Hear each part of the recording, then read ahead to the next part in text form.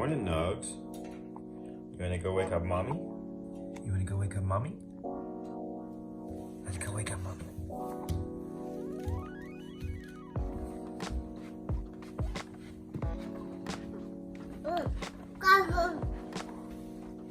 Good morning, mommy. Good morning.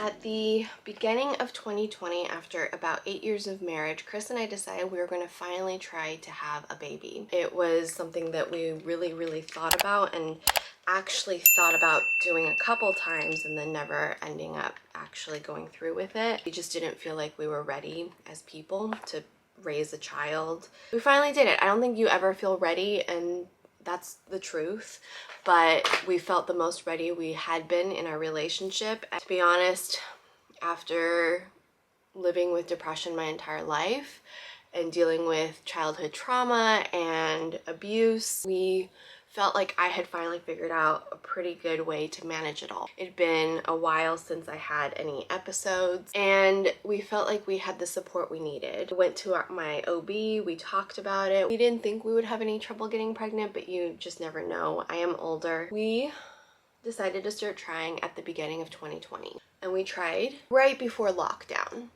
We started to hear about this virus. We started hearing about how people were locking down in other countries. We decided to stop trying. I told Chris I did not want to get pregnant, and I did not want to bring a child into this world how everything is right now. So we stopped.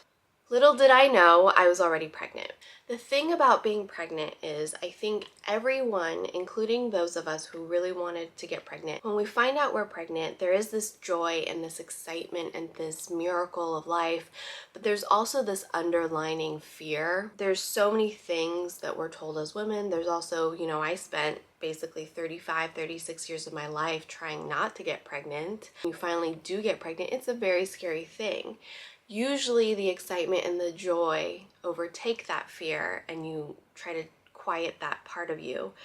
But with everything that was going on, I had told myself we weren't going to get pregnant during all this, and I found out I was pregnant. So while I was very happy and grateful and excited, I was very scared. We had just went into lockdown. It didn't look like it was going to get any better as the weeks went on.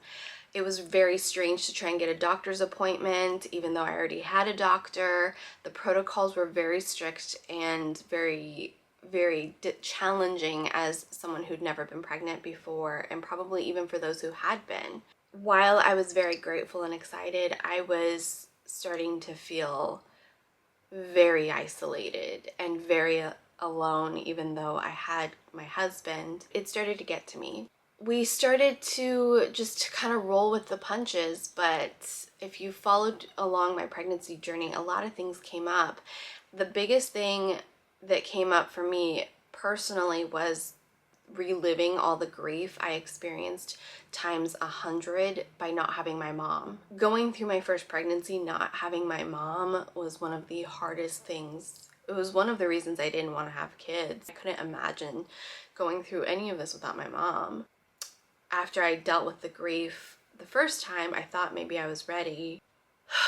It just brought up so much. Add the state of the world, not just with the virus, but the rise in Asian hate crimes, the videos, the slander, the slurs, the microaggressions, this model minority myth. So much of all the things that I had felt, especially as a woman in the entertainment industry, as a young adult and teen, I had just pushed it all down because it was just the way things were. Suddenly there were words to what I had experienced and was experiencing, and just seeing how hateful people could be, but also seeing how good people could be. The unfortunate thing was the hateful and the cruel tend to be louder. Needless to say, I was dealing with a lot, and after my doctor's office shut down with 0 notice, I developed prenatal depression, which I didn't even know was a thing. I thought we only had to worry about postpartum depression, but no, prenatal depression's a thing. You can develop it during pregnancy. My depression got pretty bad. It was a little worrisome. We were worried about the baby. I was feeling a lot of stress and putting myself under a lot of stress. So we make it to my 3rd trimester and I develop PUPS. PUPPPS, which is unexplainable full body hives that cannot be treated. It's something that happens, I think, 30% of first-time pregnancies, usually with boys. And it's something about the placenta and your body. Not harmful to the baby, and it's technically not harmful for the mom. However, if you are like constantly itchy and feel like you're gonna rip your skin off and it's all over your body and you can't get any relief and you can't get any sleep because you're so itchy, it is harmful for the mother. It's harmful for the mother's morale, mental state. It's just awful. The only real cure is delivery. Once you deliver the baby, the pups go away right away. So we tried to manage it as best we could, but it just got worse and worse later on in my pregnancy. Everything that was happening, I don't feel like I was getting the scans and the tests that I might not needed to have as frequently towards the end of my pregnancy because I was so healthy before and for most of the pregnancy. Physically, I was fine. My blood pressure was great, everything was great. I did my whole labor and delivery story over on more Serein, so I'm not gonna bore you with that. Basically, I almost died at the end of labor. I developed preeclampsia and I had to have an emergency C-section. I'm so grateful for the hospital and the nurses that were part of my delivery team. And then once all that horrendousness was over, I was in the postpartum recovery, and that's when it just all came to a head and I was miserable. We couldn't have visitors. I couldn't even have my doula with me, so she wasn't allowed to be in the postpartum room. I just had to get out of there. I had been at the hospital long enough, and so luckily my doctor knew and saw the state, my mental state, and it released me early so I could come home and rest. And thank God my friend Tiff was here watching Dolly, and thank God Nick took chance and were amazing doggy babysitters. Tiff and her aunties had all of the postpartum meals for me the first few days, the teas, the soups, the congee. So we had food, and thank God for all of the friends who sent gift cards and Uber Eats and Grubhub to keep us fed those first few weeks. But bringing home a baby, crying, and dealing with an emergency C-section recovery after a really hard end of pregnancy and labor was just more than I ever anticipated. Thank God for Susan for calling me and just talking with me and letting me talk. That helped a lot. After that initial 6 weeks where everyone thinks that you should be recovering and feeling better, I didn't feel like I could breathe. Instead of boring you with all the details, I guess I'll just tell you that it's taken me almost a year, if not longer at this point, to start to feel a little bit like myself. Even then, this last month has been really challenging. I thought I was better. I thought I was finding the new normal. I thought I had found ways to manage what I had been dealing with and how I've been feeling. It all just kind of fell apart again.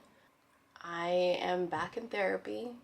I've gone to countless specialists and doctors at this point. It's expensive, it's time consuming, it's frustrating. I haven't felt creative, and I haven't felt like myself, or even this new version of myself.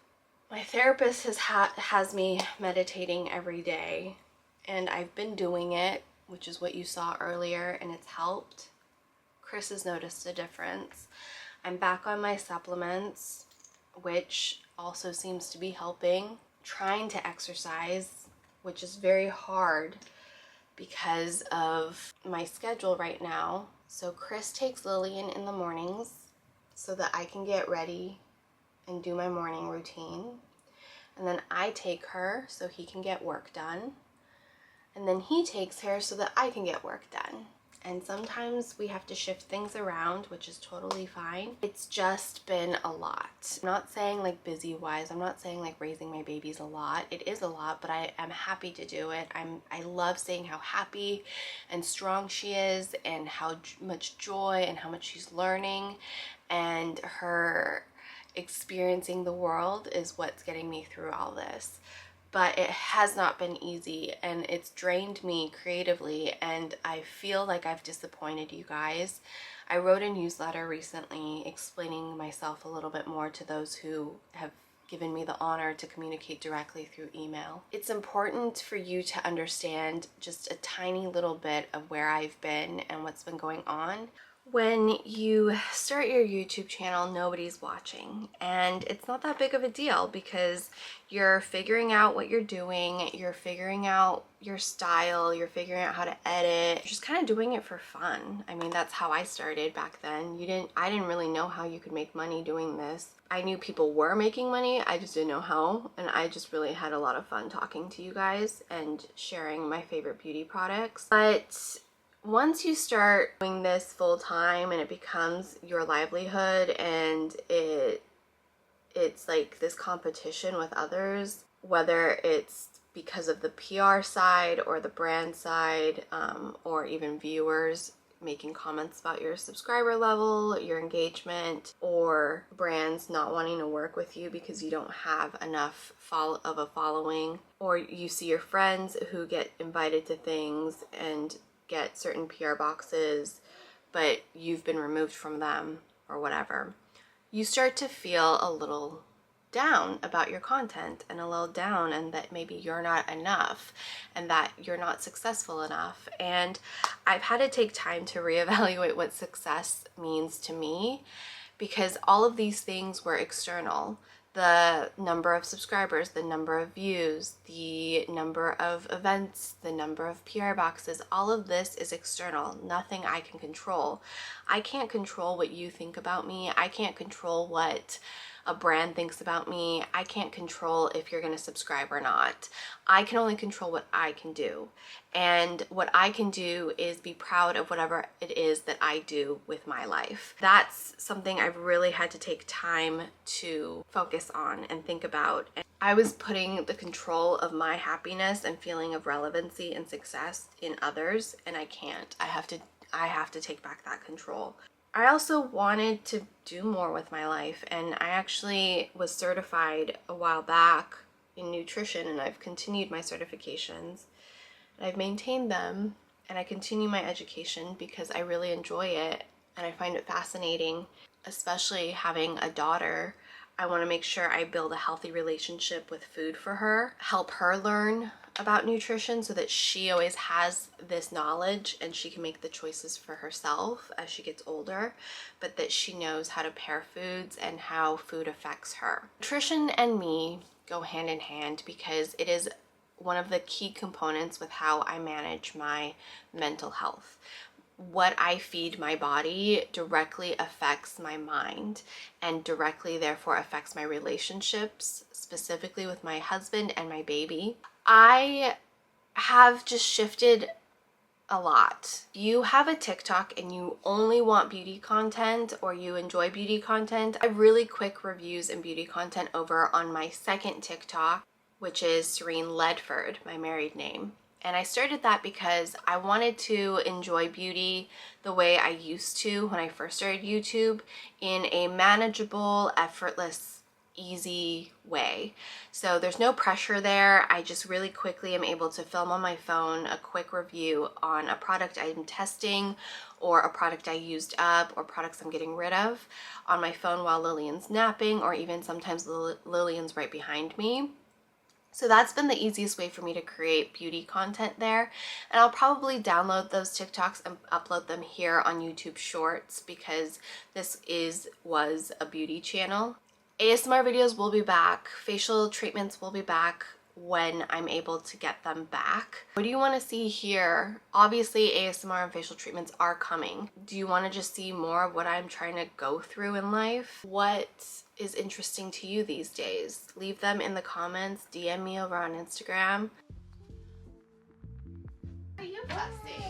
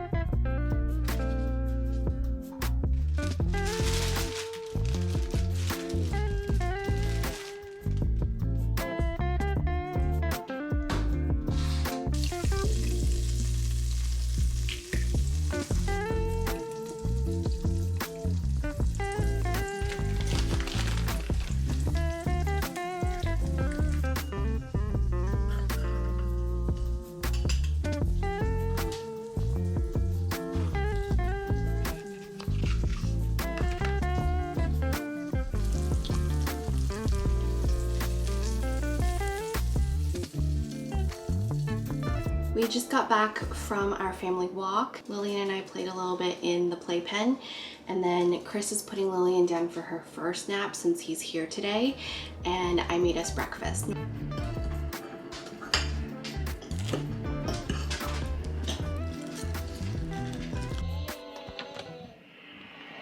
Are you awake? Did you have a nice nap? I missed you. Are you looking at the camera? Did you just notice the camera? You want to get dressed for the day? These are some leggings. I just got you those. And then this shirt. It's pretty hot out today.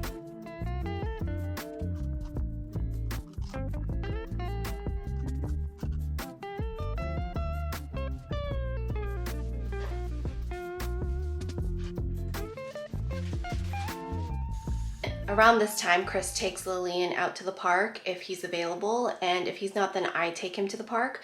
But it allows me to clean up the house, reset for dinner time and bedtime, reset her little playpen area, reset her room because toys just get thrown everywhere, clothes thrown everywhere. So I just kind of restock, refresh, reset so that Lillian can come back, take her second nap, and wake up, play, have dinner, and then bath time and bedtime. I try to keep up with the chores throughout the day so that the house doesn't get too disheveled or stay disheveled. I'm now gonna throw a bag of laundry in and get some work done. So I've been editing mostly today and doing some admin work for my nutrition course coming up on February 18th. So onboarding some new clients. I'm down here in my work cave. I'm just editing a video that I've been trying to get done for LeadFit, aka The Art of Care, which I've rebranded LeadFit to The Art of Care to go in line with my new nutrition and recipes blog, as well as my Teachable account for my courses. I just think it streamlines everything. We already own theartofcare.co. If you're around for a while, you know that Chris and I had launched a CBD boutique called The Art of Care. And the idea with The Art of Care was it was going to be a boutique and a place of all things self-care and wellness. And while we no longer sell physical products and we no longer sell CBD, we definitely still have the intention that we did when we started it. So I've reclaimed The Art of Care. I started a proper blog for easy to follow recipes, really lazy recipes, because I'm a lazy cook, that's still nutrient dense and also with occasional like delicious types of foods. I also have my Teachable courses, which currently there's 3 course offerings. One is a free guide to the key principles for nutrition to end dieting. And then my 4-week course, which is coming up February 18th, it's 4 weeks of intensive It's going to be over 10 hours of information live with live Q&A. The live will be recorded so you can access it for up to a year, or if you can't make it for the entire live or that day, you can always watch it the next day. It's also a lot of information that you just might need time to refresh on. And you will also have direct access with me during the 4 weeks. You can text, message, voicemail, send me photos, send me videos. That's a guided 4-week course. So that's going to start February 18th. Signups will close on the 20th because I want people to be able to get full benefits of being able to talk with me and get my one-on-one coaching as part of that course. And then I have the third course, which is really just your custom maintenance macros. You purchase it, I email you a couple questions, and I calculate your specific needs for maintenance macronutrients. It's a little more advanced. It's for someone who really wants to just track their macros and make sure they're hitting their goals. It also has 3 videos explaining what maintenance macros are, how they're used in the professional fitness and nutrition space, and also how it can be manipulated for body composition change, but it's a short-term manipulation. You always want to return back to your maintenance macros.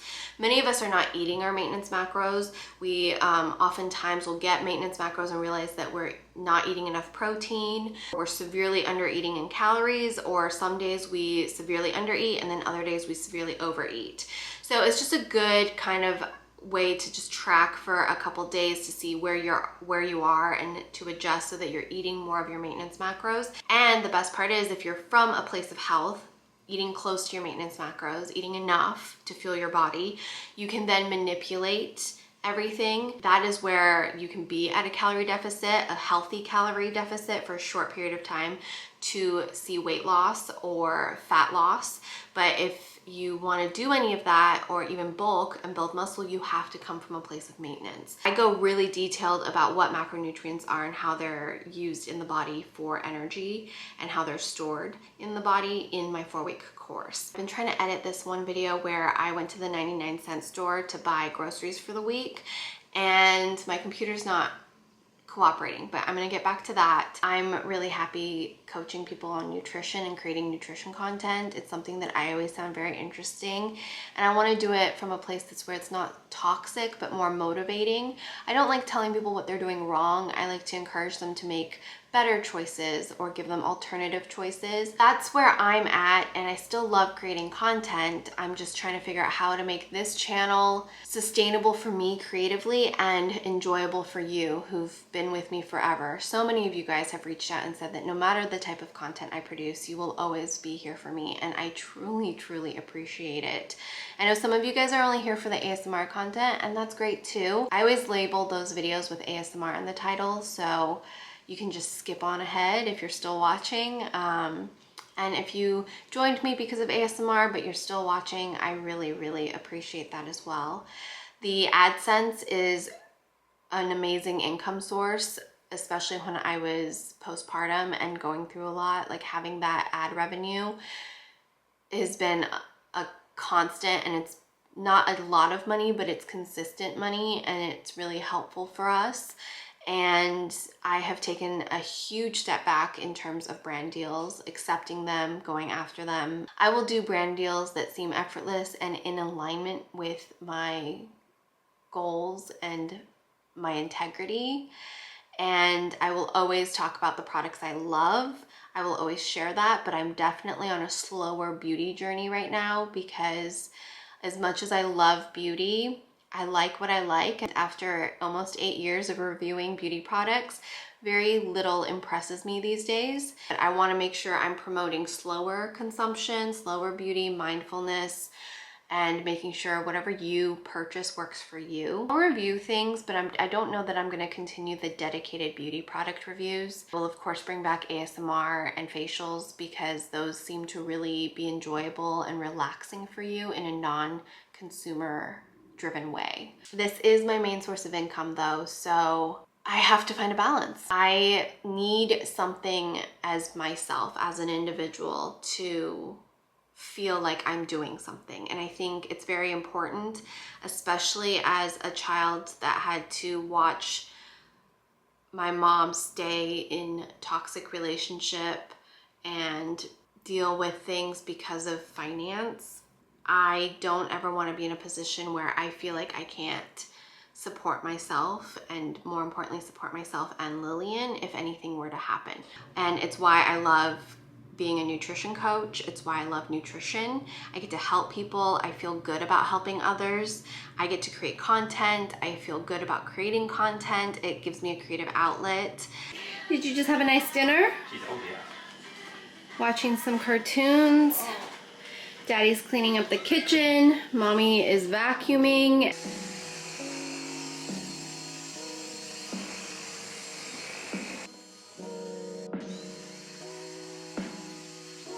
Lillian is taking a bath and Chris was setting her up for the bath, and I was downstairs cleaning and I heard him calling for me, so I come running up.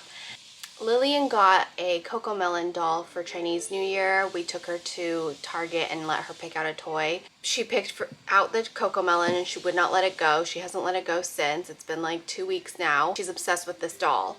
She is naked and holding on to Cocomelon while Chris is setting up her bath in the bathroom, and she peed while holding Cocomelon. Cocomelon's entire body, which is plush, is now soaked in urine. We can't wash it because there's batteries, because this doll talks. So I told Chris that he's gonna have to go buy her another Cocomelon doll, and I'll do my best to try and get the urine out and get the doll away from her and hide the doll until we get a replacement doll. Ah, it's adorable. It's so adorable because I came in and there's a puddle of pee on the ground and she's holding Cocomelon soaked in pee.